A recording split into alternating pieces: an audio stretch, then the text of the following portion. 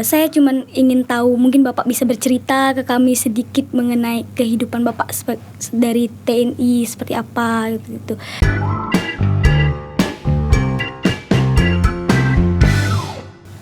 Siapa dulu nih? Duluan. Oke. Sebelumnya makasih dulu buat Pak Eko yang udah bersedia memanggil kami ke sini, gue. Enggak lah. Aku kan mau ditanya itu. Sebenarnya aku juga bingung sih. Sebenarnya pengen tanya apa. Karena kan kemarin temenku juga nggak bilang kalau dia pengen ketemu Bapak kan. Nah, aku pernah lihat beberapa video di YouTube, terus Instagram aku juga follow kan. Mungkin bisa di follow back kali Pak. Aku nggak tahu banyak sekali ya.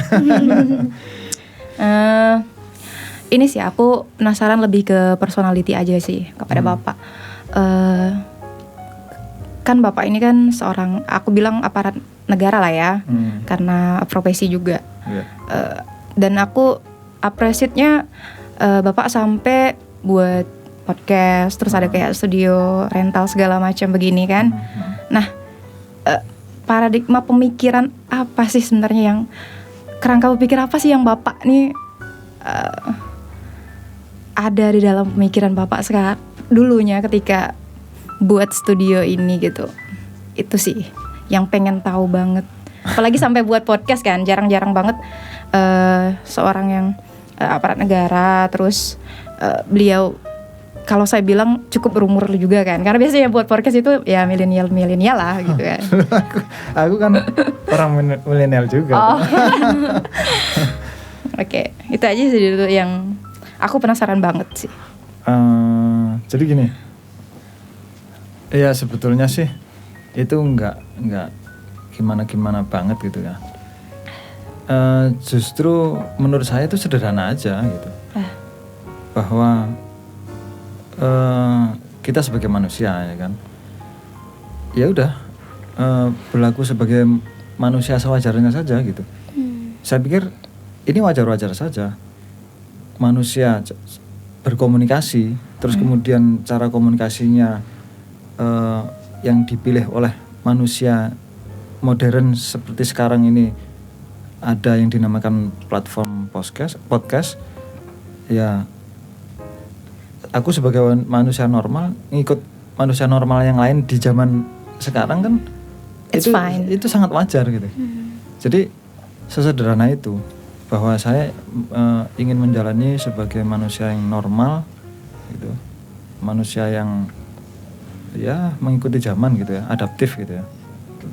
Kalau misalnya dulu dikabarkan dinosaurus itu punahnya karena tidak mau mengikuti zaman gitu kan. Entah benar entah enggak, pokoknya saya dapat kabar seperti itu. Maka aku nggak pengen sebagai manusia nggak pengen punah gitu kan. Tapi nggak mengganggu schedule Bapak saat ini. Kayaknya kalau aku lihat juga Bapak kan sibuk banget kayaknya. Apa bikin studio ini nggak ganggu jadwal kerja atau lain sebagainya? Sebetulnya begini, bahwa dalam melaksanakan tugas pokok saya ya, kemudian juga memimpin organisasi, itu ya saya boleh katakan bahwa ini termasuk saya melaksanakan tugas pokok gitu. Karena ada salah satu metode di dalam rangka melaksanakan tugas pokok itu yang dinamakan komunikasi sosial. Nah, ketika hari ini orang-orang melakukan komunikasi sosial menggunakan platform podcast, ya aku ikut gitu. Kenapa enggak gitu kan? Kalau memang ternyata itu bisa mengakselerasi pelaksanaan tugas pokok saya, kenapa enggak? Kan gitu. Kalau tugas pokok bisa diakselerasi, maka sasaran organisasi atau tujuan organisasi ya lebih bisa tercapai gitu. Kalau mungkin yang lalu itu capaiannya katakanlah 50%, hari ini aku bisa mencapai mungkin 81% kah? Nah, yang jelas lebih dapat lah daripada yang kemarin kan gitu. Saya kira begitu. Organisasi apa Pak kalau boleh tahu? Ya, Kodim toh. Oh, berarti ada sejenis organisasi gitu ya, pekerjaan gitu? Ya dong, kan saya kan jabatan saya yang komandan. Nah, komandannya apa? Komandan Kodim. Jadi organisasi Kodim. Nah, semua organisasi saya pikir mempunyai tujuan toh. Ya. Mempunyai rumusan tugas pokok. Nah, jadi kemudian dalam rangka melaksanakan tugas pokok itu kok saya sesuaikan dengan kondisi kekinian, ya saya pikir itu tadi harapan saya bisa mengakselerasi pelaksanaan tugas pokok, dapat memperbesar hasil pencapaian tujuan organisasi kan gitu. Siap. Jadi komunikasi sosial salah satu metode dalam tugas pokok saya hari ini saya coba sesuaikan dengan kondisi kekinian ya. Wow banget sih. Mungkin teman saya juga penasaran karena dia yang kemarin juga ketemu Bapak kan. Iya, terima kasih Pak sebelumnya. Kemarin kan kita sempat berbincang-bincang ya di salah satu forum kegiatan. Jadi saya sedikit tertarik sama Bapak gitu kan, ingin tahu lebih lagi Bapak itu seperti apa gitu kan, karena jujur saya baru menemu salah satu anggota TNI yang muda, jiwanya muda gitu kan, bisa memang masih muda. Iya. Bisa sosialisasi gitu kan, mengikuti arah zaman seperti itu. Jadi saya cuman ingin tahu, mungkin Bapak bisa bercerita ke kami sedikit mengenai kehidupan Bapak dari TNI seperti apa gitu. Dan circle Bapak di mana dan segala macam. Seperti itu aja sih sebenarnya, ngobrol-ngobrol santai. Kehidupan saya yang masa lalu atau sekarang? yang lalu nggak berkumis, sekarang berkumis. First time saya melihatnya lebih tidak berkumis. Dan cara Bapak membagi waktu antara keluarga, dunia pekerjaan dan lingkungan sekarang seperti itu, Pak. Ya, jadi ya sebetulnya nggak terlalu gimana gitu ya. Artinya ya saya ngalir aja gitu. Ketika memang ada misalnya kegiatan yang bersamaan misalnya itu kan, saya pasti pakai skala prioritas ya. Mana yang kira-kira itu paling penting. Toh juga saya dalam organisasi itu ada wakil gitu loh. Ya. Semua organisasi kan sama seperti itu. Kalau ada ketua, berarti nanti akan ada wakil. Dan itu rantai komando seperti itu pasti di dalam organisasi apapun ada. Saya yakin itu. Misalnya Pak Camat gitu. Kan ada wakilnya juga gitu kan. Sekcam gitu. Ketika Pak Camat itu berhalangan berarti ada sekcam. Jadi sebetulnya semuanya biasa-biasa aja gitu. Hanya mungkin ada semangat saya untuk melaksanakan tugas pokok saya itu secara serius, maksimum dan normatif gitu. Ya itu saya pikir titik tekannya adalah di keseriusan ya. Ketika kita serius, ya insya Allah halangan apapun, kendala apapun bisa teratasi gitu. Kalau kita serius ya. Ya. Jadi itu titik tekan saya di keseriusan itu. Sejujurnya sih saya pribadi lah ya, sebagai mahasiswa yang biasa itu insecure banget sih. Ibaratnya siapa saya sebenarnya mau ketemu Bapak gitu kan. Karena banyak saya kira orang-orang yang penting saya temui itu saya harus buat janji berkali-kali. Apa nggak hubungi orang lain dulu, melewati si A, si B, temennya yang dekat. Ya excited banget sih kalau misalnya ada seorang tokoh, ibarat tokoh lah ya, kalau saya bilang tokoh yang penting ketika dijapri sama teman-teman mahasiswa yang biasa aja itu mau dalam sekali temu gitu. Ya. Jadi prinsipnya begini, yang di awal tadi kan saya bilang saya ingin menjadi manusia normal gitu. Normalnya manusia itu bagaimana? Ya udah antara sesama manusia gitu kan. Artinya sebetulnya kita ini nggak ada bedanya, sama-sama manusia. Cuma bedanya kan mungkin kebetulan hari ini saya diberikan peran seperti begini. Nah, jadi sambil saya menjalankan peran saya itu secara serius, maksimum, normatif, saya juga tidak melupakan bahwa saya adalah manusia, sama manusia dengan manusia lainnya gitu. Jadi saya memandang ketika saya berkomunikasi dengan siapapun sepanjang dia masih manusia, ya kenapa enggak gitu. Itu hal yang lumrah saja gitu. Wong kita berkomunikasi juga dengan binatang juga boleh kan. Saya punya kucing di rumah, ya saya berkomunikasi dengan kucing kan gitu. Dengan tanaman saya juga berkomunikasi kan gitu. Nah, terus kemudian kalau tadi dikatakan ada sempat orang penting gitu kan. Saya memandang apapun yang ada di dunia ini penting. Coba apa saja misalnya sampah itu pun penting. Ada nilainya gitu. Sampah, apalagi manusia. Jadi apapun dia posisinya, manusia itu ada perannya gitu loh untuk menjalankan roda kehidupan kan. Coba sekarang kalau misalnya tidak ada penggali kubur, nah, manusia yang berperan sebagai penggali kubur, siapa yang mau gali kubur kan gitu? Tak ada yang dikubur ya Pak. Iya. Terus kalau tidak ada penjual bakso, misalnya aku pengen bakso, kemana aku mau beli? Jadi tidak ada satupun peran yang lebih penting dari peran lainnya. Jadi semuanya penting. Untuk menjaga semua keseimbangan yang ada di dunia dong. Jadi agar roda kehidupan bisa berputar memang harus ada semua peran kan. Itu nggak mungkin di dunia ini isinya cuma satu peran kan, nggak mungkin. Nah itu. Ya kira-kira seperti gitulah. Sederhana saja sih. Sebenarnya saya juga memikirkan hal yang mungkin sederhana juga sih Pak. Saya juga berpikir kalau kami juga sebagai mahasiswa ya tentunya memiliki peran-peran tertentu dalam pengabdian kepada masyarakat kan.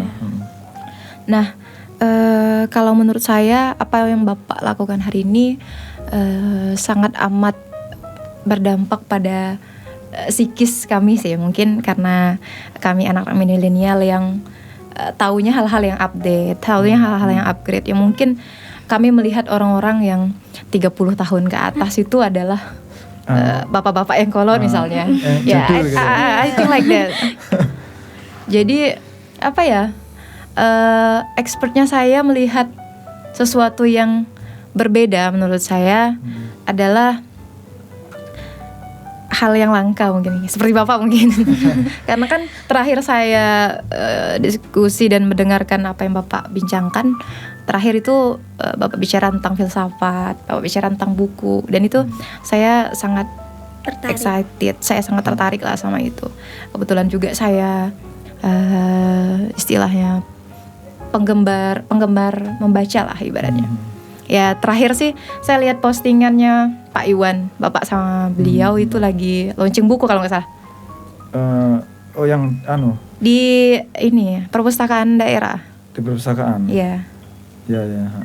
Sebenarnya bukunya yang buku mana nih? Kurang tahu saya Pak. So, pokoknya ada launching apa gitu di perpustakaan. Ya udah banyak sih aku sama Pak Iwan itu.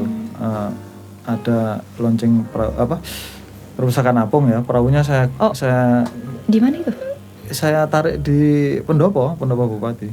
Yang di sini? Itu saya launching di situ. Pak Bupati sih yang launching. Terbuka untuk umum? Bukan, perahunya. Perahunya diresmikan oleh Pak Bupati lah gitu kan. Tapi perahu itu sekarang digunakan di Merake, di Kecamatan Ketumah Tengah sana. Cuma launchingnya di situ. Terus bukunya Pak Adrianus Limba itu tentang Pak Adrianus Limba itu juga dilaunching di biografi. Bukan, keilmuan yang dimiliki oleh Pak Adrianus Limba.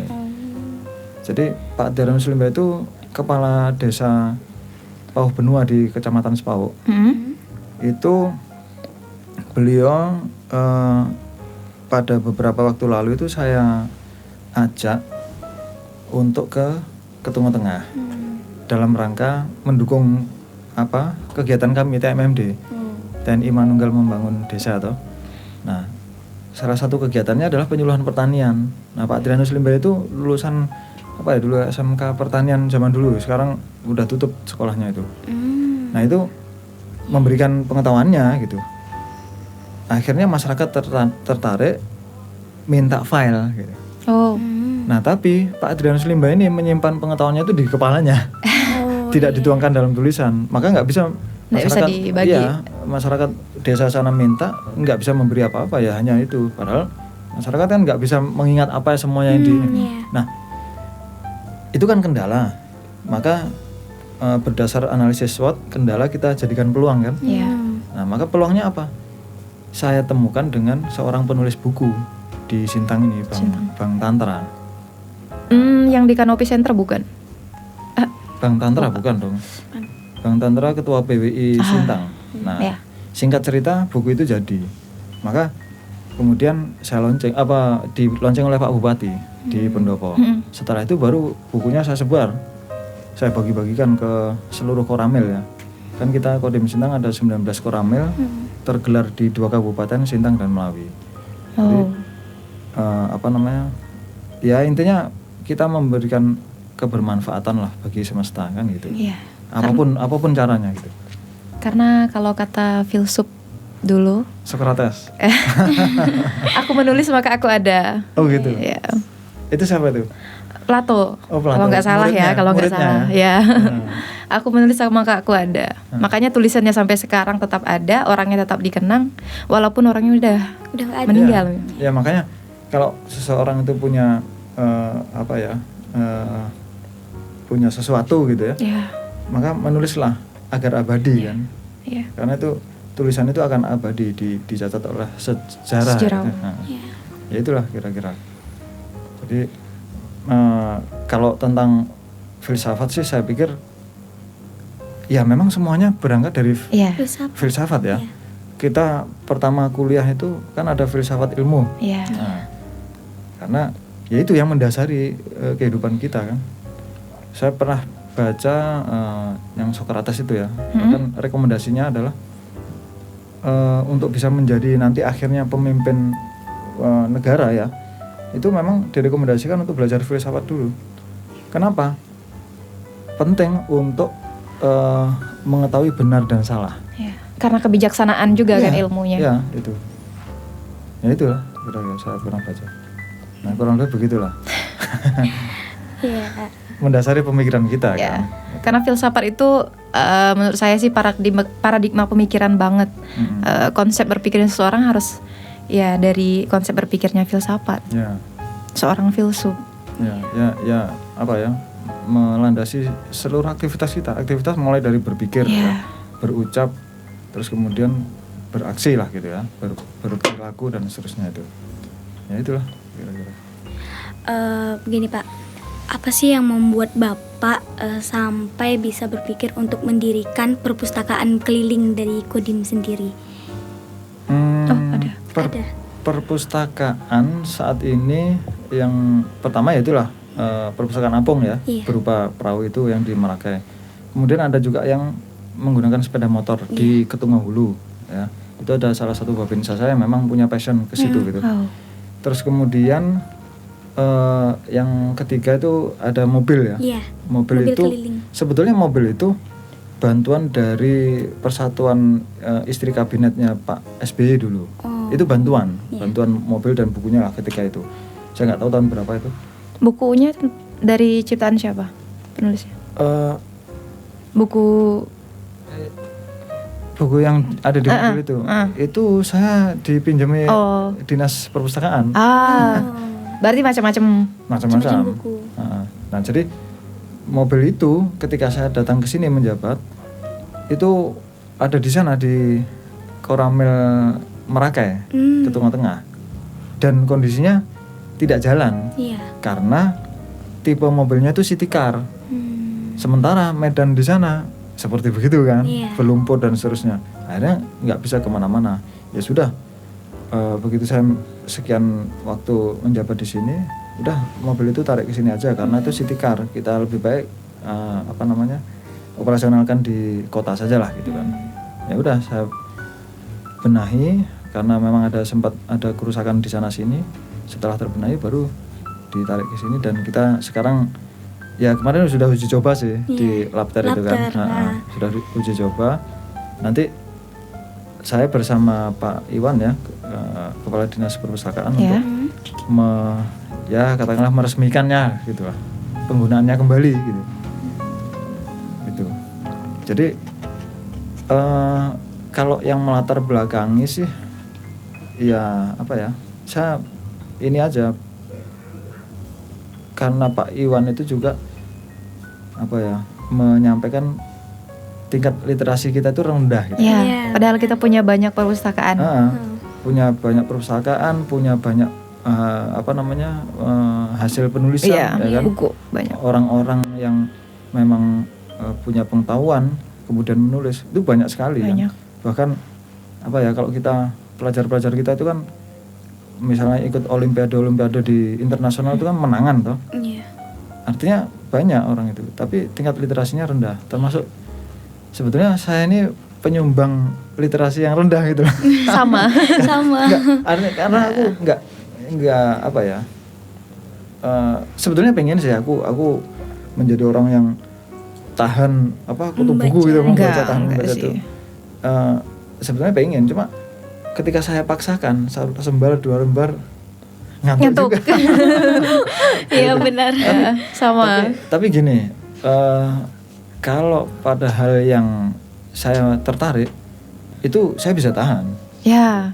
Nah, itu. Jadi mungkin opsinya adalah mencari bahan-bahan atau buku-buku yang memang kita suka. Ya, pada passion kita gitu. Mungkin begitulah. Kalau yang saya pahami sih, sependek pengetahuan saya, jadi saya pernah ikut pelatihan jurnalistik sejenisnya di kemahasiswaan waktu itu. Saya memahami literasi itu bukan hanya sekadar kita membaca, reading atau kita melihat sesuatu, tetapi literasi itu sangat amat luas cakupannya. Nah, di mana kita bisa mendapatkan informasi, kita memberikan informasi sama seseorang, kita mendapatkan informasi dan kita menjelaskan sesuatu kepada orang lain, itu termasuk dalam literasi. Ya memang pada dasarnya kalau kata teman-teman penggiat literasi itu kan ada yang namanya segitiga literasi, yaitu membaca, menulis, dan diskusi. Tapi di dalam dunia literasi sendiri saya kira sangat luas. Ada yang namanya literasi media, ada yang namanya literasi jurnalistik, ada yang namanya literasi buku, dan so much kalau menurut saya sih. Jadi mungkin secara tidak langsung kita adalah penggiat literasi, tapi kita kurang memahami itu mungkin kalau menurut saya. Sebetulnya kita penggiat literasi tapi tidak menyadarinya. Iya. Berarti memang indikator literasi itu banyak ya, rupanya ya. Nggak hanya... ada namanya literasi budaya juga. Oh gitu. Ya, ada literasi media juga, tetapi kan itu adalah kembali lagi ke apa yang Bapak bilang tadi, passion kita di mana, Nah, gairah kita di mana untuk menuangkan gagasan kita lagi. Kalau menurut saya sih seperti itu apa yang saya pelajari sih Pak. Ya itu tadi latar belakang saya, ingin membantu saja, selaras dengan tugas pokok TNI ya. Yang ada di Undang-Undang Nomor 34 Tahun 2004 itu tentang TNI.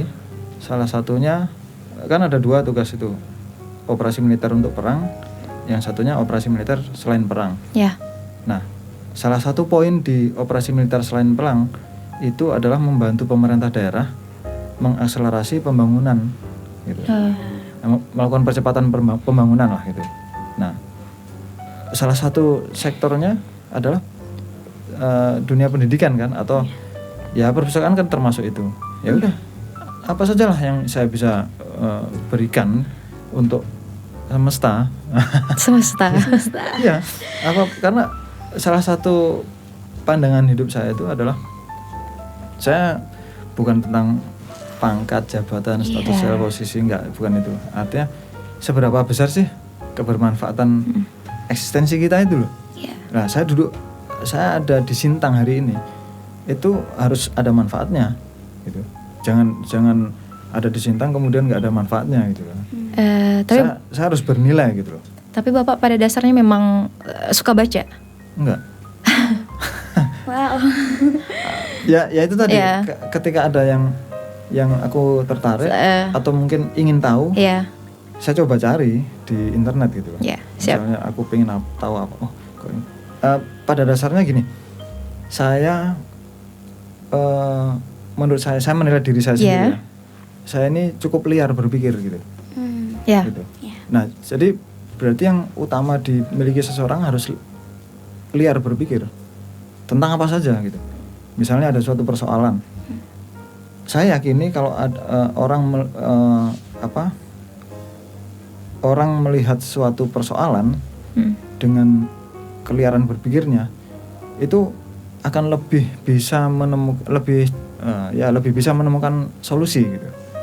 Misalnya ada suatu permasalahan gitu kan, terus dilihat oleh 5 orang, mana yang lebih liar berpikir, itulah yang lebih cepat mendapatkan solusi. Menurut saya gitu, karena liar berpikir itu kan kemana-mana tuh, pakai landasan berpikir yang banyak gitu loh, cara pandang yang banyak gitu. Jadi ya pada dasarnya saya itu rasa ingin tahu saya tuh cukup tinggi. Terus kemudian saya radikal berpikir gitu. Radikal itu kan Out of the box gitu. Ya berpikir di luar. Ya apapun itu. Kalau kata orang out of the box atau extraordinary atau Extraordinary. atau the special one gitu kan. Atau dare to be different gitu kan. Misalnya. Different from the other. Karena tapi ya itu tadi pada dasarnya saya pengen membuat diri saya itu bernilai gitu loh bagi alam semesta ya gitu. Dan orang juga punya caranya tersendiri untuk bernilai bagi banyak hal itu. Ya apapun itu. Jadi orientasinya itu bukan capaian eksistensi, tapi esensinya ada.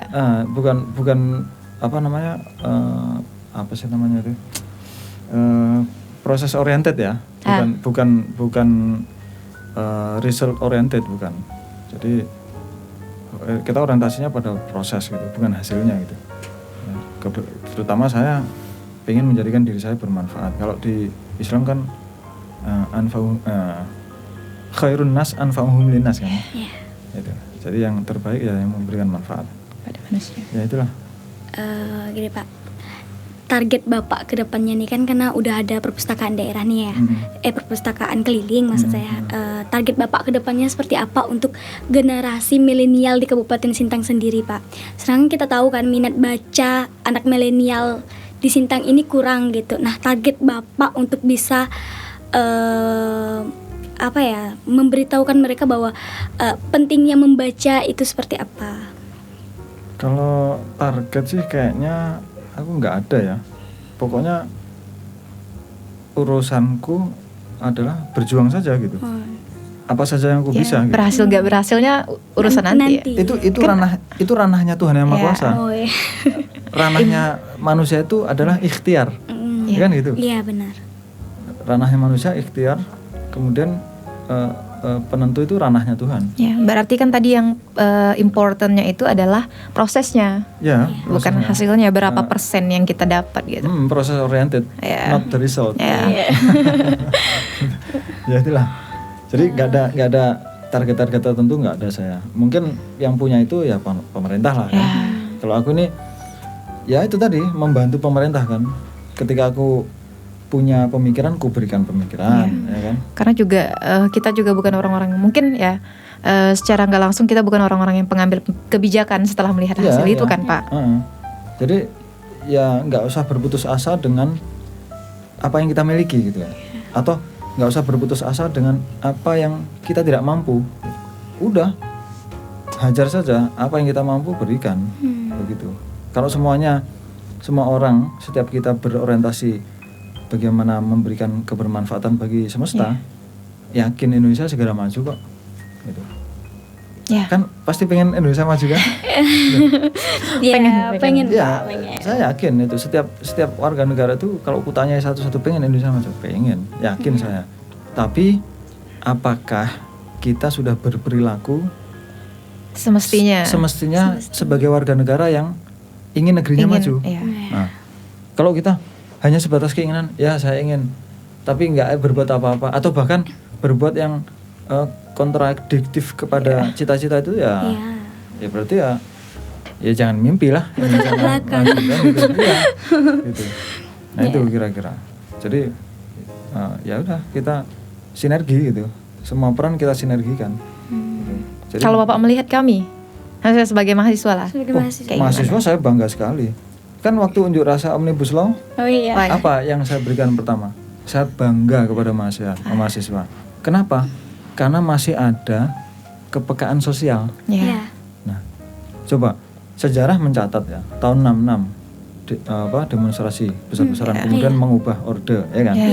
98 demonstrasi juga, mengubah orde, ya kan?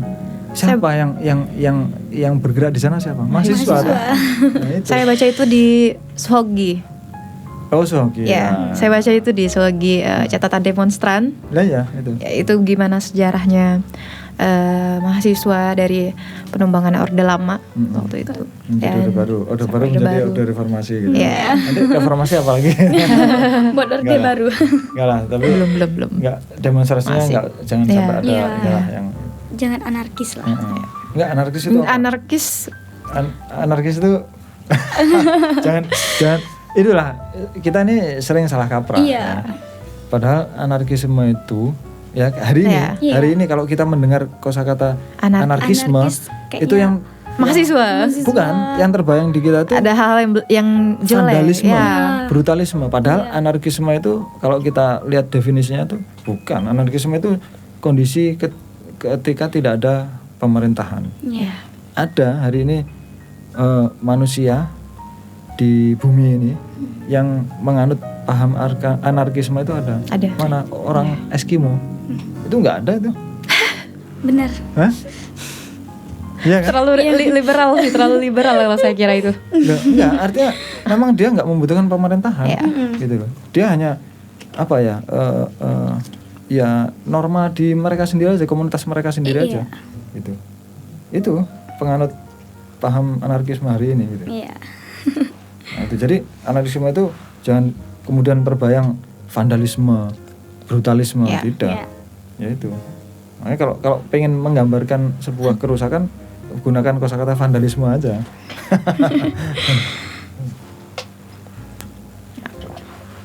Ya itulah. Apalagi? jadi kalau ya itu, saya melihat mahasiswa itu yang pertama saya bangga lah ya. Terus kemudian saya juga berharap gitu ya, berharap mahasiswa itu ya tetaplah mencengkram idealitas gitu. Harapan saya itu pada mahasiswa adalah mahasiswa itu punya idealitas, mahasiswa punya keilmuan. Mahasiswa itu kan orang yang punya ilmu, cendekiawan lah bisa dibilang. Nah, sementara seluruh aktivitas itu harus didasarkan pada keilmuan. Nggak mungkin dong kita melakukan suatu aktivitas nggak ada ilmunya. Dan saya udah sering ngomong, mencuri saja harus ada ilmunya kok. Nah, untuk bisa melakukan pencurian secara baik dan benar maksimum. Berarti untuk makan aja udah harus ada ilmunya. Nah, iya, semua kita sekarang bisa minum begini kan dari botol gitu. Kan kita dapatkan ilmu dari siapa? Dari orang tua kita kan. Mencontohkan itu. Oh begini loh. Waktu kecil masih minum susu botol, dipegang. Tangan kita diarahkan ke botolnya itu kan, suruh pegang sendiri gitu kan. Nah kan semuanya ada ilmunya gitu. Tanpa kita sadari itu aplikatif banget ya. Iya gitu. Cuma kita nggak sadar saja bahwa oh itu adalah begini gitu kan. Nah itu jadi saya betul-betul berharap kepada mahasiswa. Jangan sampai nanti ketika mahasiswa dia idealis gitu kan. Begitu sudah masuk ke suatu organisasi nggak idealis lagi. Ya, karena sudah masuk zona nyaman gitu kan. Nah, justru teruslah menjadi orang yang idealis, karena saya pribadi meyakini orang-orang yang memegang erat idealisme itulah yang kemudian bisa apa namanya ya, memajukan negeri lah gitu ya. Gitu. Kalau saya pikir apa yang terjadi saat ini sih Pak di dunia kemahasiswaan lah, untuk melihat idealisnya mahasiswa itu sangat amat sulit sih saya lihat, karena yang saya lihat terutama di daerah inilah Pak ya, di Sintang sendiri itu rata-rata mahasiswa itu banyaknya ya apatis kapitalis. Ya kalau misalnya sesuatu yang tidak memiliki bargaining ya untuk mereka, nggak ada tawar menawarnya, ya nggak ada kepentingannya, itu ya nggak bakal dijalanin. Kenapa? Karena balik lagi apa yang saya kerjakan harus mendapatkan feedback yang secara langsung. Banyak yang saya temui seperti itu, termasuk ketika saya menjadi aktivis, saya sebut saja di HMI. Nah, teman-teman itu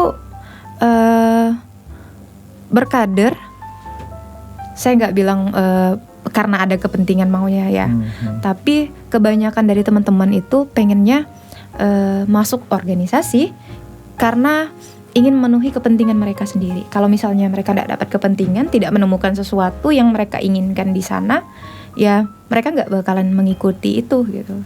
Ya sebetulnya sih semua itu berdasar kepentingan ya. Ya. Tuhan menciptakan manusia pun ada kepentingannya. Ada. Ya. Toh?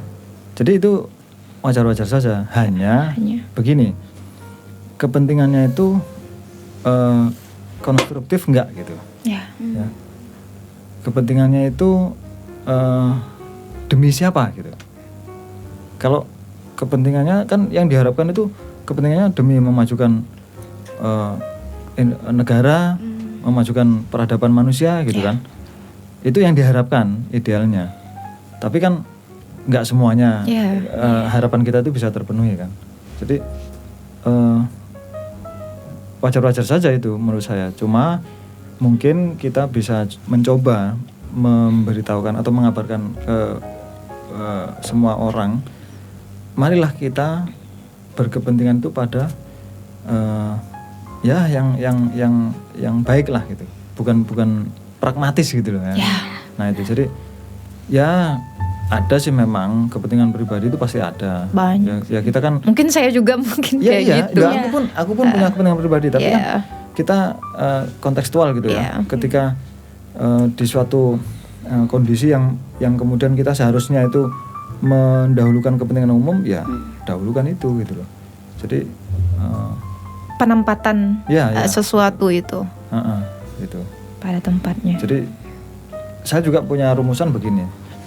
Persoalan itu timbul karena orang-orang tidak serius menjalankan perannya. Orang-orang tidak serius menjalankan perannya lebih banyak karena pemikirannya diracuni oleh pemikiran pragmatis. Gitu.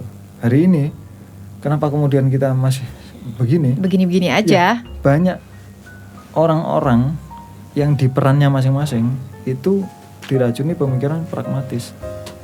Dia hanya mementingkan kepentingan pribadinya, keluarganya, golongannya gitu. Seharusnya kan bagaimana kita berorientasi pikir untuk kepentingan bersama gitu.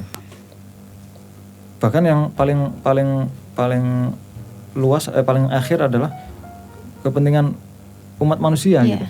Nggak hanya terbatasi oleh negara, agama, suku, budaya, wilayah administratif ya. Nggak hanya itu, tapi ketika kita orientasinya adalah universal ya, kepentingan manusia secara universal. Oh, itu keren. Gitu. Jadi kita nggak udahlah universal gitu. Kalau kita bilang ridho karena Allah. ya, itu kan memang yang kita inginkan dengan semuanya ini adalah mengharapkan ridho Allah. Nah, ridhonya Tuhan yang Maha Kuasa kan gitu. Ya itu. Nah, ridhonya Tuhan itu dengan kita melakukan apa? Ya melakukan yang hal-hal yang normatif, yang konstruktif gitu kan. Untuk kepentingan kehidupan peradaban manusia lah gitu. begini Pak, saya melihat saya nonton podcast Bapak lah ya beberapa Nanti habis ini kali. nonton podcast kita. I think sometime saya ngerasa ketika saya nonton 10 menit apa 20 menit itu saya stop. Karena kadang ada jenuhnya gitu. Nah, ada nggak sih pemikiran Bapak buat melakukan hal yang berbeda di podcast Bapak sendiri? Kan kalau saya nggak mau bandingkan lah ya dengan podcast yang besar kayak podcastnya Deddy Corbuzier atau enggak Helmi Yahya segala macam. Cuma itu beberapa podcast kan ada yang singkat agar tidak membuat kejenuhan atau kebosanan lah ya. Nah, kalau Bapak sendiri pemikiran seperti apa pernah membandingkan dengan podcast orang di luar sana yang udah terkenal misalnya? Ya sebetulnya gini, tim kreatif saya itu kan Mas Eka itu kan, yang sedang menjalankan tugasnya. Sudah diganti sih lagi rupanya. Nah itu sebetulnya Mas Eka itu sebagai pemberi advice ya kepada saya tentang apapun gitu. Itu ya menggunakan referensinya podcastnya Deddy Corbuzier atau podcast yang lain lah. Yang podcast yang lain itu dijadikan referensi gitu. Berarti podcast Humaniora Studio ini di posisi mana gitu. Oh lebih baik dari yang sana, lebih rendah dari yang sana misalnya gitu kan. Itu sebagai referensi aja sih sebetulnya. Nah, tapi aku sendiri orientasiku adalah bukan pada popularitas. Bukan terus likernya berapa, subscribernya berapa gitu. Atau mungkin apalah yang lainnya itu kan yang umum sudah di-share ke siapa saja misalnya. Kalaupun aku nge-share itu aku jaga hatiku ya kan agar tetap berorientasi pada itu tadi, memberikan kebermanfaatan bagi semesta. Jadi, tapi pernah ngerasa harus menambah viewers atau enggak sih? Yang penting aku membuat konten itu ada manfaatnya lah gitu. Ketika kemudian didapati oleh publik kok ini nggak manfaat, ya silakan. Yang penting aku berikhtiar kan untuk memberikan kebermanfaatan, pengetahuan gitu kan. Hari ini kan kita ngobrol tentang apalah tadi, akhirnya kemudian saya tahu segitiga literasi. Hari ini aku akhirnya tahu kan. Loh kan bermanfaat. Mungkin ada juga orang lain yang banyak nggak tahu tentang segitiga literasi itu. Apa itu segitiga literasi itu? Saya pernah juga ikut sejenis. Waktu itu ada kegiatan di perpustakaan daerah itu yang kasih materi Pak Iwan kalau nggak salah. Itu tentang literasi juga. Kita diajarin segitiga literasi, kita diajarin tentang literasi media segala macam, literasi budaya segala macam, ruang lingkupnya segala macam. Nah, di situ juga banyak pengetahuan sih menurut saya. Ya, artinya kembali ke tadi itu kan bahwa titik tekan saya atau COG saya konten ini adalah memberikan kebermanfaatan. Jadi ya kalau mungkin ada apakah ada pikiran untuk membuat yang sesuatu yang berbeda? Ya malam ini kita buat yang berbeda toh. Hostnya itu adalah Anda berdua gitu. Mungkin saya juga mau ditanya dong. Jadi malam ini kita berbeda gitu kan. Yang biasanya hostnya adalah aku. Ini malam ini bukan aku sebagai orang yang ditanyai gitu. Gitu. Ya itulah kira-kira. Pokoknya ya orientasinya ingin memberikan kebermanfaatan gitu. Kalau ya itu kan nanti kita dapat balasannya kan. Memberikan sesuatu, memfasilitasi bagaimana pengetahuan itu bisa tersebarkan gitu, terkabarkan kepada publik gitu. Kan ya itulah kira-kira. Wow. Yun, mungkin penasaran Jadi ya nggak apa-apa lah. Udah aja Mau lah. 10 menit udahlah cukup lah saya bosan. Ya nggak apa-apa juga. Ya daripada dipaksakan melihat sampai akhir tapi justru nggak ada yang iya gitu. Mending yang 10 menit tapi ilmunya manfaat itu. Artinya ilmu yang manfaat itu apa? Yang saya berikan kemudian dipakai oleh seseorang. Nah itulah ilmu manfaat gitu. Jadi nggak apa-apa, nggak sampai akhir biar aja. Yang karena kan itu tadi kita sepakat toh yang kita harapkan adalah ridhonya Tuhan toh, bukan ridhonya manusia. Dan targetnya juga bukan popularitas toh. Ya itu. Tapi kalaupun kemudian populer. Ya populer. Itu saya pikir begini, itu hanyalah sebuah konsekuensi atas sebuah eksistensi yang tidak dapat kita antisipasi. Iya toh? I think itu hanyalah sebuah konsekuensi dari sebuah eksistensi yang tidak dapat diantisipasi. Karena sifatnya itu adalah publik juga kan Pak? Iya, apapun itu gitu. Narasi itu tadi tuh nggak hanya di sini saja. Misalnya bukan hanya ini loh, maksudnya sebuah konten bukan hanya itu saja. Misalnya Mbak Yuni lah. Mbak Yuni. Ya udahlah. Ini apa-apa. Ya. Bagaimana kemudian mengaktualisasikan diri di permukaan bumi ini gitu. Apapun caranya itu pasti ada konsekuensinya gitu. Ya kan? Dari sebuah eksistensi atau aktualisasi diri tadi yang kemudian tidak dapat Anda antisipasi toh? Ya, bahkan pemikiran kita juga ada konsekuensinya kan? Iya. Apa yang kita pikirkan hari ini? Iya. Pemikiran yang liar itu ada konsekuensinya. Pemikiran yang tidak liar, ya ada konsekuensinya kan gitu. Jadi semua opsi itu akan memberikan sebuah konsekuensi. Luar biasa. Ya itu. Ya begitulah kira-kira. Apalagi mau ditanya? Nengok huruf itu apa itu memang mau ditanyakan? Enggak sih sebenarnya. Apa ya? Kalau saya pikir sih mungkin lebih ke personality Bapak sih yang menurut saya menarik sekali untuk saya pelajari sih ya. Kalau masih ada yang ditanyakan tentang personal ya silakan, nggak apa-apa. Mungkin teman saya Pak. Ya, aku bukannya gimana ya, nggak menyiapkan juga sih pertanyaan-pertanyaan yang udah ada di benak aku. Tapi ketika berada di sini apa ya? Sebenarnya aku deg-degan juga tadi, nggak prepare banget tentang kesini juga kan. Tapi menurut aku bukan orang yang concern melihat Bapak sebagai aparatur negara, tetapi Bapak sebagai personality yang enak diajak untuk ngobrol gitu loh. Maksudnya kayak orang penting nih sama ngobrol sama saya, mudah dikunjungi.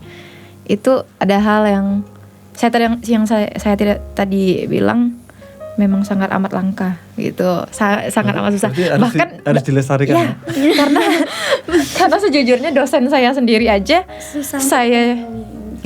susah untuk ditemui, di chat gitu. berkali-kali untuk ketemu bimbingan susah gitu. Oh ya mungkin kesibukannya lah ya.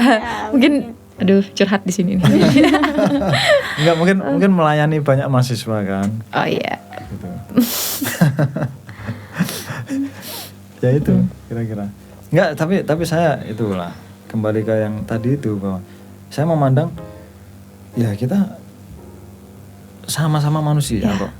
Hanya saat ini kebetulan saya diberikan peran seperti ini. Leveling itu penting. Ya, leveling itu penting. Nggak mungkin dong kita kemudian sejajar semua kan. Nanti ya nggak bisa jalan dong. Organisasi nggak bisa jalan, kehidupan nggak bisa jalan. Ya, harus ada bupati, harus ada wakilnya, harus ada rakyatnya, ya kan. Itu harus ada kepala-kepala dinas sebagai pembantu bupati kan gitu. Jadi memang leveling itu penting gitu. Nah, tapi kita harus selalu sadar bahwa itu hanyalah sebuah leveling yang sekadar untuk menjalankan roda kehidupan, gitu, mekanisme kehidupan. Nggak kemudian kita gunakan untuk Berarti boleh dong saya minta nomor WA Bapak nanti. Boleh, udah banyak. Aku siapapun lah yang ya ketika aku sempat membalas, aku balas. Gitu. Boleh untuk minta fallback juga mungkin nanti. Ya nanti banyak banget mintanya ini. Di DM dulu lah. Ada kemarin aku pun nggak kenal siapa itu, tiba-tiba sudah ngikuti aku kayaknya lama gitu ya. Terus Pak boleh dong di fallback. Ya oke. Tinggal fallback aja gitu. Karena kami juga mementingkan hal-hal lain kayak gitulah ya. Pragmatis juga kadang-kadang. Ya nggak apa-apa juga sih. Walaupun aku juga nggak akan melihat postingannya kan. Nggak, tapi kan mungkin itu kalau itu mungkin dipandang sebagai sesuatu yang berharga. Aku diikuti bapak itu misalnya. Aku pun juga sebetulnya merasa begitu juga sih ketika aku di fallback oleh Pak Jarod misalnya. Rasanya senang. Gitu kan. Akhirnya kita semangat ya kalau ketika itu ternyata bisa memberikan manfaat, meningkatkan moral gitu kan. Ya kenapa enggak gitu. Ya karena ada terkadang di media-media sosial tertentu kita menginfluence orang itu dari postingan-postingan tertentu, kita bisa menjadi influencer lah kata orang ya. Jadi kita bisa nginfluence orang untuk berbuat sesuatu atau memikirkan sesuatu yang bisa menjadi lebih baik kalau menurut saya. Karena banyak di luar sana influencer kayak yang memberikan informasi yang menurut saya berupa pengetahuan itu sangat amat banyak di media seperti Instagram. Karena hal-hal yang kayak gitu juga diminati kalau menurut saya. Diminati oleh milenial, publik. Yang pasti itu publik karena nggak cuma milenial kan. Saya lihat juga banyak orang-orang yang ketika di YouTube-nya buka podcast misalnya, tetapi promosinya di Instagram. Gitu. Jadi media promosi, jadi ada marketing mix lah kalau kata marketing mix. Kalau kata anak pemasaran. Marketing mix gitu ya. Karena kebetulan aku berhadapan dengan mahasiswa pemasaran gitu ya. Bisnis dan apa tadi? Ekonomi, manajemen dan bisnis. Kalau di kalau di pemasaran kan ada namanya e-commerce. Jadi ada e-commerce. Ada pasar elektronik di sana. Jadi ada e-market kata orang kan. Ada juga desain komunikasi visual, sarjana itu ada juga, sarjana DKV gitu. Seru banget sih kalau kita belajar pemasaran sih kalau menurut saya. Tapi beberapa hal memang ekonomi itu memang sangat amat menguras otak ya mungkin. Tapi dengan saya melihat kualifikasi yang jarang diminati sih karena terlalu umum. Katanya ekonomi bisa dipelajari di luar dunia pendidikan seperti perkuliahan gitu. Oh gitu. Tapi kan tidak terstruktur. Ya kan kita jadi gini. Aku pernah terus terang aku kan belum pernah kuliah kan ya. Tapi setidaknya ada salah satu sekolah di militer, jenjang pendidikan di militer, yang kemudian di sana menghadirkan dosen eksternal gitu. Berarti dosennya dosen universitas biasa? Iya. Jadi dosen eksternal itu dari UPI, Unjani, Unpad, Universitas Pertahanan gitu. Bahkan teori perang itu yang ngajar dosen Unpad. Teori perang itu. Nah, jadi kemudian karena diberikan materi oleh dosen luar ya, eksternal. Itu kemudian setidaknya saya bisa menghirupi atmosfer perkuliahan itu. Oh, ternyata begini perkuliahan itu di luar itu. Seru tuh. Terus sampai maksimumnya saya pernah berpikir begini. Oh, ternyata itu menyimpulkan, pemikiranku sendiri menyimpulkan begini. Ternyata ada sesuatu hal yang besar yang menjadi tujuan di perkuliahan bukan hanya ilmu fak, Iya. yaitu bagaimana membentuk karakter berpikir, gitu. Setidaknya kita di sana itu dilatih untuk berpikir ilmiah, ya. Kemudian Dilatih untuk berbicara. Iya, bicara, berpikir kritis, ya, berpikir liar. Itu. Jadi oke lah, ilmu fak itu jelas, ya. Tapi di balik itu semua ternyata ada yang saya lihat sesuatu hal yang besar, yaitu apa? Mengajari orang atau membentuk karakter berpikir orang yang kritis, yang ilmiah, apalagi yang liar, terstruktur, ya itu. Jadi kalau tadi dibilang ekonomi itu bisa diambil dengan berpraktek langsung misalnya, kita, iya bisa itu memang, tapi tidak terstruktur, tidak kemudian orang itu nggak pakai strategi lah gitu katakan, ya nggak ada strukturnya gitu. Kalau kita kan berdasar keilmuan nih, Anda berdua gitu ya, kok kita? Kalau dalam istilahnya itu saya bilangnya ada perbedaan antara hard skill dan soft skill. Oh gitu. Jadi ibaratnya kalau misalnya di dunia perkuliahan ada ilmu-ilmu yang bisa kita dapat di dalam ruang kelas yang dinamain hard skill, misalnya ilmu rumus-rumus, terus ilmu tentang teori-teori dan segala macam. Tetapi ada juga di dunia perkuliahan ilmu yang disebut soft skill yang dimana kita tidak dapat di dalam kelas. Contohnya ilmu public speaking, kita bicara sama orang, etika kita, etos kerja kalau dalam dunia pekerjaan. Etos kerja. Ya. Terus ada juga ilmu komunikasi. Kemudian saya lupa satunya lagi tuh. Ada yang namanya ilmu personal branding. Kalau misalnya personal branding, aku pernah dapat itu biasanya tidak didapat di dalam dunia ini sih, perkuliahan sih. Tetapi kalau saya bilang itu juga didapat di dunia keorganisasian sih kalau saya bilang. Tapi aku kemarin dapat dari dosen UI itu. Itu materi personal branding itu. Itu seru banget sih. Tapi nggak semua universitas kayaknya ada deh. Oh gitu. Beberapa universitas memang nggak ada. Ya itu penting sih. Bagaimana kita memberikan branding pada diri kita sendiri gitu. Saya itu orangnya seperti apa sih gitu. Jadi kita tahu kemampuan kita. Kita tahu batasan yang harus kita jaga. Menurut saya itu perlu sih. Ya apa yang harus kita expose kepada orang, kita perlihatkan kepada orang. Kan yang namanya manusia itu kan selalu punya dua topeng kan.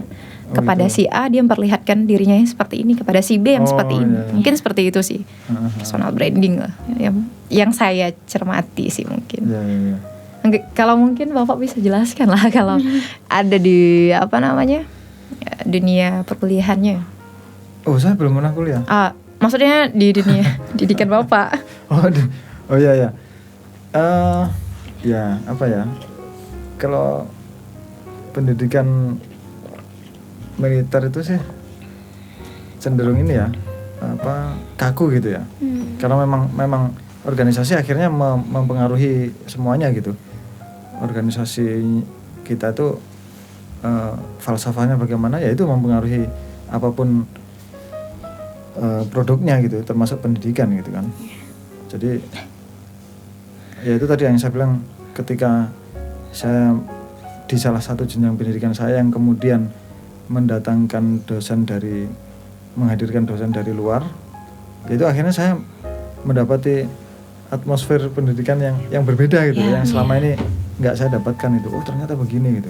Ya contohnya beginilah, konkretnya, sederhananya. Kalau dosen di luar itu ketika memberikan materi penjelasan gitu, itu bisa saja diinterupsi gitu kan? Iya. Dan itu tidak masalah gitu, berhenti gitu. Tapi kalau di militer kan, dipotong, ada sesinya gitu. Ya nanti akan ada kesempatan tersendiri nanti di akhir gitu. Berarti komunikasinya dua arah gitu ya? Satu arah ya kalau di. Ya sebetulnya dua arah sih, cuma diatur waktunya gitu. Tidak kemudian ketika dosen menjelaskan diinterupsi. Karena nggak sebebas ruang lingkup itu kan Pak kan? Ya itu tadi saya bilang, organisasi kemudian mempengaruhi apapun yang menjadi platformnya organisasi itu gitu. Ya begitulah. Luar biasa. Apalagi ada Apalagi ya? Masih? Duluan. Duluan Aku deh. penutup. Duluan. Aku penutup. Duluan deh. Aku udah banyak deh kayaknya. Oke, kan gini ya Pak ya, boleh nih Bapak memberi kami sedikit seperti motivasi untuk mahasiswa. Karena kan mahasiswa Sintang kan agak gimana ya, bukan ya, kurang gitu dalam membaca dan segala macam. Bisa Bapak arahkan seperti apa? Ya sebetulnya sih kalau motivasi itu saya lebih ingin memberikan motivasi, jadilah manusia yang bermanfaat gitu ya. Bermanfaat itu ya itu tadi yang saya sampaikan, apa saja yang kita bisa gitu. Kan kita punya keterbatasan ya. Ketika kita punya pemikiran ya kita berikan pemikiran. Ketika kita punya sedikit saja materi ya berikan yang sedikit itu gitu loh. Yang penting orientasinya adalah memberikan kebermanfaatan. Kalau tentang minat baca, ya mungkin saya pertama harus memberikan motivasi kepada diri saya sendiri. Kan itu. Tapi ada satu tokoh nggak sih Pak? Ada satu tokoh yang menurut Bapak tuh, saya banget nih idola. Saya idolakan Tokoh? banget. Ya, mungkin Pak Gus Dur. Oh. Yalah, kalau ini kan apa ya? Ya katakanlah saya banget gitu kan. Saya banget. Ya, saya termasuk itu juga sih. Makanya saya buat kaosnya. Bukan saya yang buat, saya pesen lah. Ya. Jadi ini kan quote-nya, ketika Anda berbuat baik, orang tidak akan pernah mempersoalkan apa suku dan agama Anda gitu. Nah, itu mungkin juga saya ingin pesankan lah ya kepada kita semua bahwa tentang suku itu kan kita tidak bisa minta. Wah, tiba-tiba saya turun ke dunia ini sudah jadi orang mana gitu kan, orang Jawa kah, orang Madura, orang Batak gitu, atau beragama apa? Kalau agama masih lah bisa kita ini kan, masih bisa kita dirubah, melalui apa ya, pemikiran gitu ya. Kemudian kan ada orang beralih kan gitu kan. Kalau suku bagaimana kita beralih? Kan nggak bisa. Aku udah suku Madura mau beralih ke suku Dayak gitu misalnya, kan nggak bisa toh. Nah artinya nggak bisa itu dipilih gitu loh. Nah maka karena nggak bisa dipilih, ya udah nggak usah disoal, ngapain disoal gitu. Kalau masalah tentang katakanlah, oh saya lebih baik dari sana gitu. Loh, konteks apa gitu ya, konteks apa kemudian Anda mengaku Anda lebih baik dari orang lain gitu. Nah, karena kita tidak tahu ya, entah pada persoalan lainnya kita lebih buruk daripada orang tersebut kan. Ya sekarang kalau misalnya, oh aku lebih baik dari sana dalam soal apa? Oh soal ini misalnya, belum tentu menurut orang lain itu lebih baik. Ya belum tentu toh.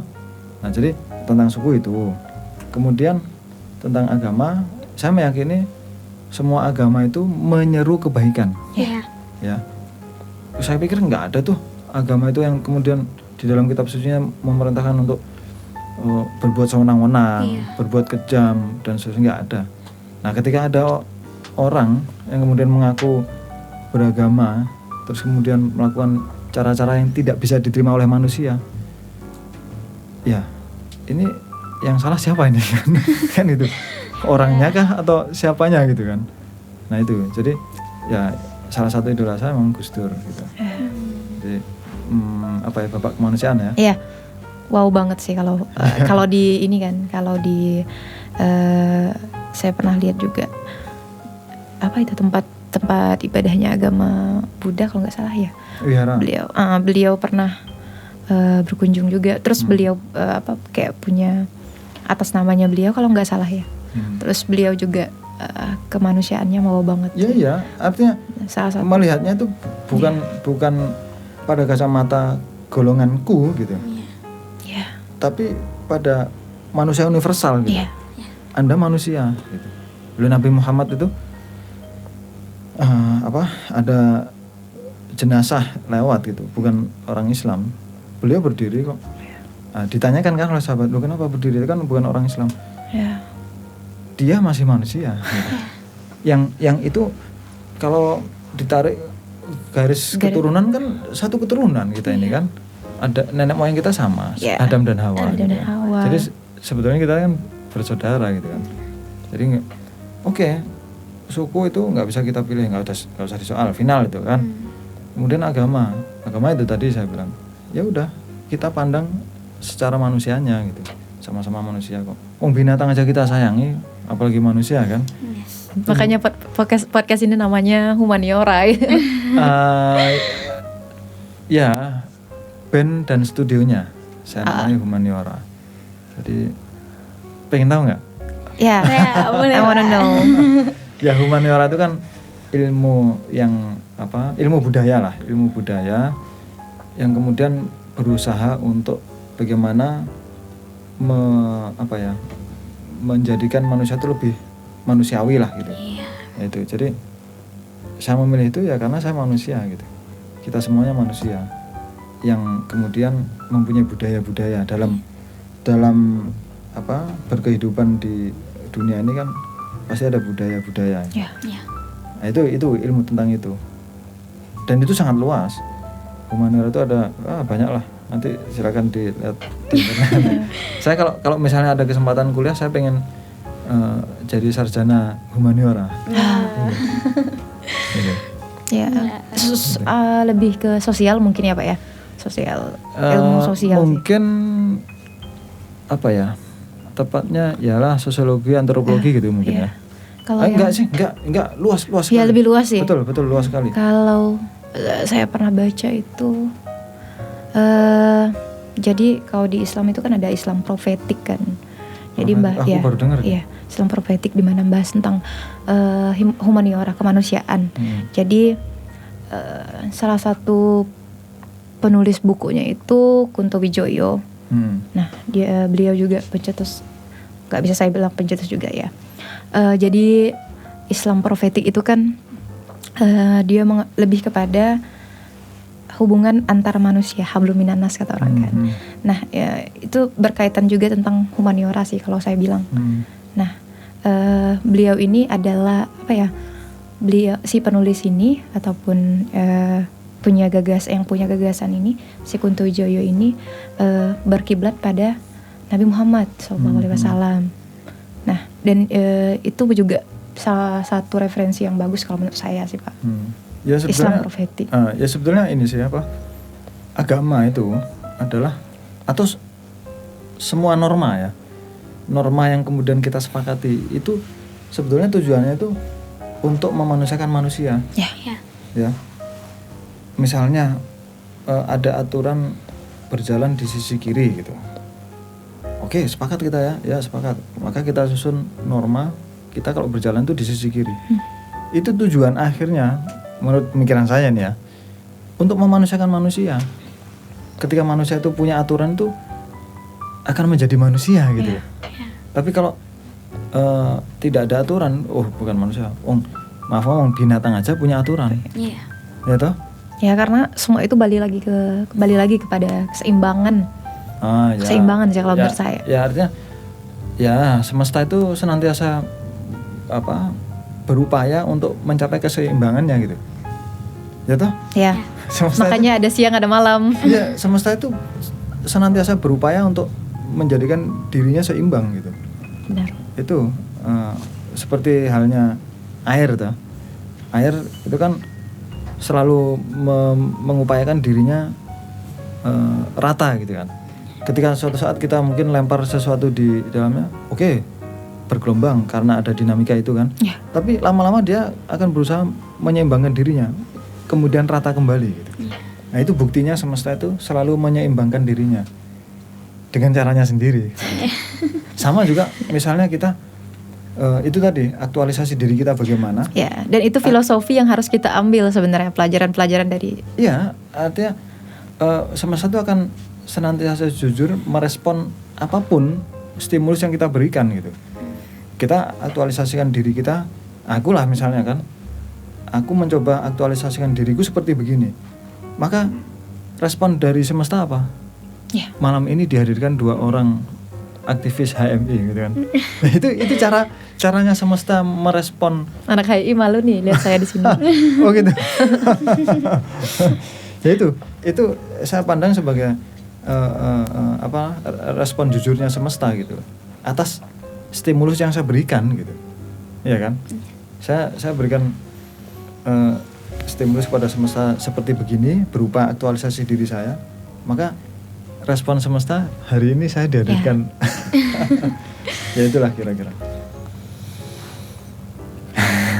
Beberapa hubungan memang perlu untuk menjadi kenangan dan ada progres lagi ke depannya mungkin. Oh gitu. Ya ini akan tersimpan di servernya YouTube sampai selamanya. Sampai YouTube nggak bisa itu lagi. Nggak, udah penuh hadisnya. Hadisnya YouTube sudah penuh. Aduh. Udah ya. Mungkin Closing statement kali Pak. Closing statement apa ya? Ya saya pikir mari kita tetap menjadi manusia yang memanusiakan manusia ya, karena kita masih manusia. Nah itu yang menjadi mungkin ya sebetulnya saya punya etos yang saya rumuskan sendiri, kemudian punya falsafah sendiri gitu. Yang saya pikir itu nilainya universal sih. Ya artinya apa itu? Sebetulnya panjang banget kalau dijelasin di sini. Iya, sebetulnya sudah sering sih saya sampaikan itu. Nanti saya kirim lewat WA aja lah. Ya. Siap. Mungkin bisa di posting di Instagram nanti kan. Siap. Gitu. Ya hanya pendek saja sih. Nanti saya kirim. Tapi pada intinya itu, mari kita terus memanusiakan manusia dengan kemanusiaan. Yang nanti akan jadi closing yell saya. Gitu. Ya ini ya begitulah. Mari kita menjadikan diri kita bermanfaat. Itu aja sih. Sebenarnya. Apapun itu, apapun peran kita, apapun ini enggak. Bukan suatu bukan sesuatu yang harus disoal peran kita itu. Mau katakanlah itu rendah gitu misalnya. Sebetulnya enggak rendah, itu hanya pada porsinya aja gitu. Itu hanya vonisnya manusia aja gitu. Padahal sebetulnya itu nggak rendah. Ketika ternyata kita membutuhkan tukang untuk membenahi genteng kita yang bocor, ternyata dia begitu pentingnya gitu. Yang selama ini punya mungkin value-nya tersendiri. Iya, itu. Ternyata betapa orang yang memperbaiki genteng itu sangat penting eksistensinya gitu kan. Bagi kenyamanan kita. Nah, tapi kita cenderung lebih melihat dandem ini penting gitu kan. Padahal pemasang genteng pun ya penting juga. Masa aku mau memasang sendiri genteng ini kan. Nah itu. Ya itu kira-kira closing statement saya. Sila. Udah cukup kalau dari saya. Cukup ya. Teman. Oke lah, berarti saya tutup ya. Siap. Udah ikhlas ini, ikhlas. Mungkin one day bisa diskusi di lain hari tanpa ada podcast mungkin atau mungkin para teman-teman aktivis pengen ngundang Bapak untuk bikin fokus discussion group. Ya, apapun itu konstruktif untuk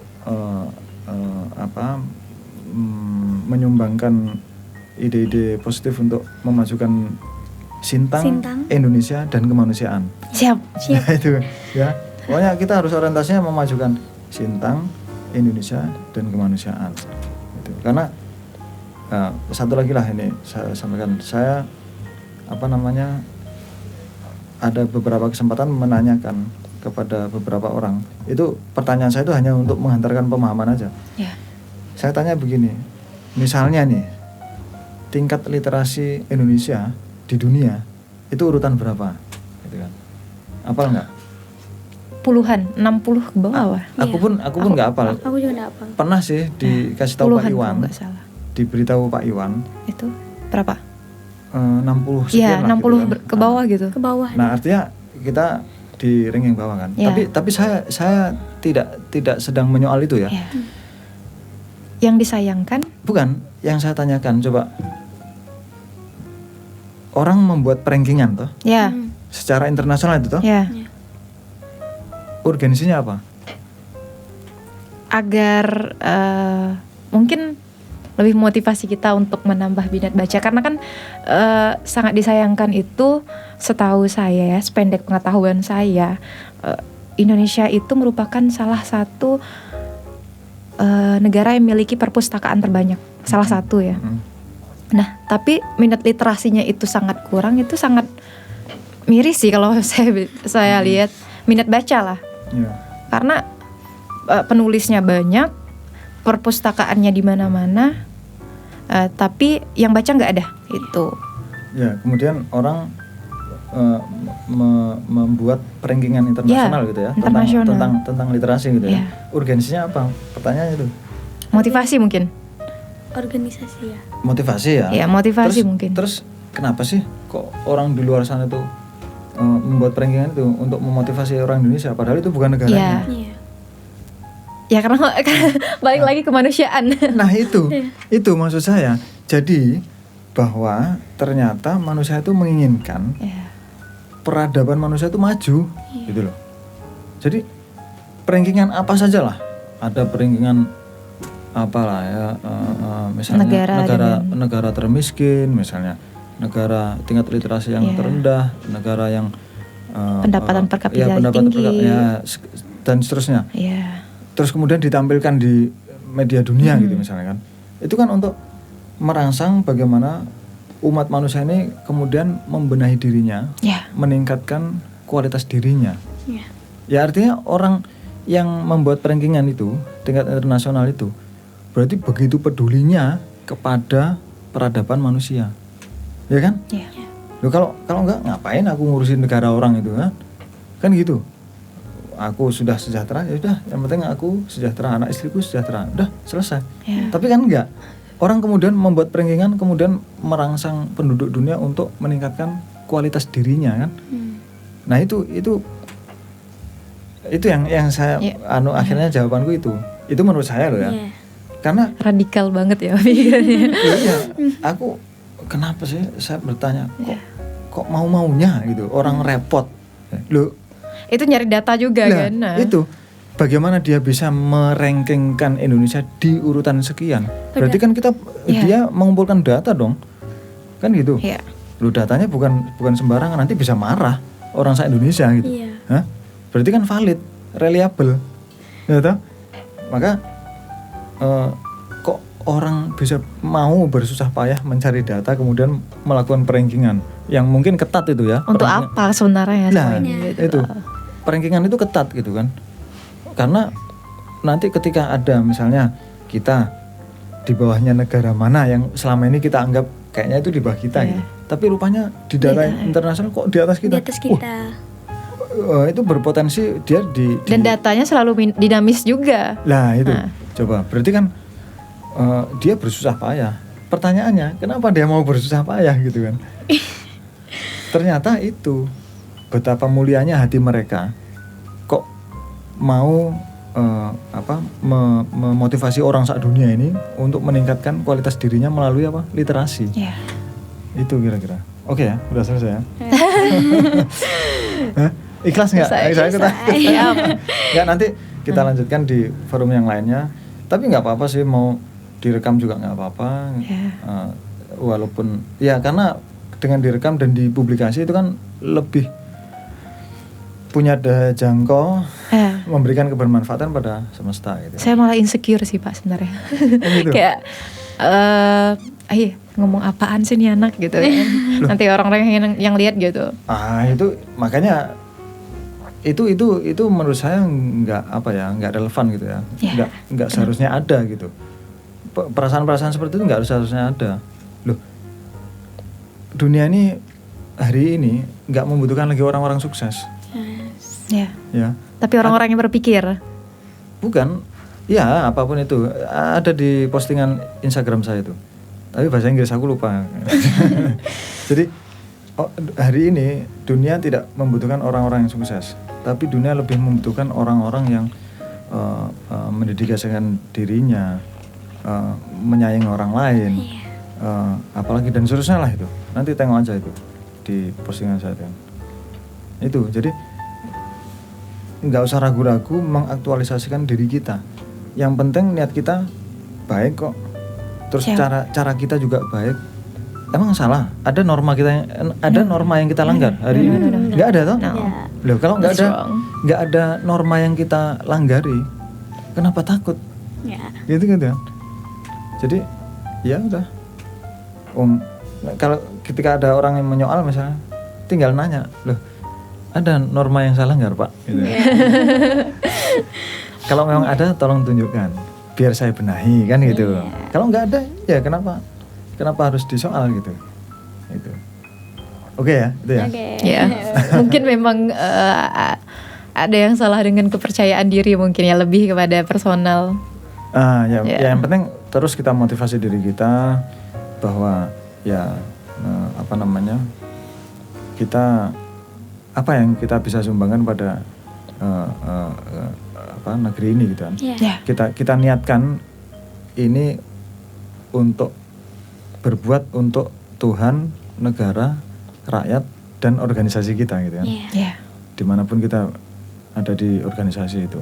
Jadi kita niatkan semuanya ini untuk Tuhan, negara, rakyat dan organisasi. Kalau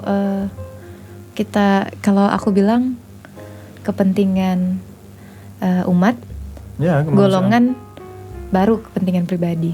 Yang terakhir gitu. Ya apapun itulah. Yang intinya kita ingin berbuat baik untuk ya kehidupan kita gitu. Gitu. Siap. Oke ya. Oke, saya tutup closing ya. Let us keep humanize human with humanity. Humaniora.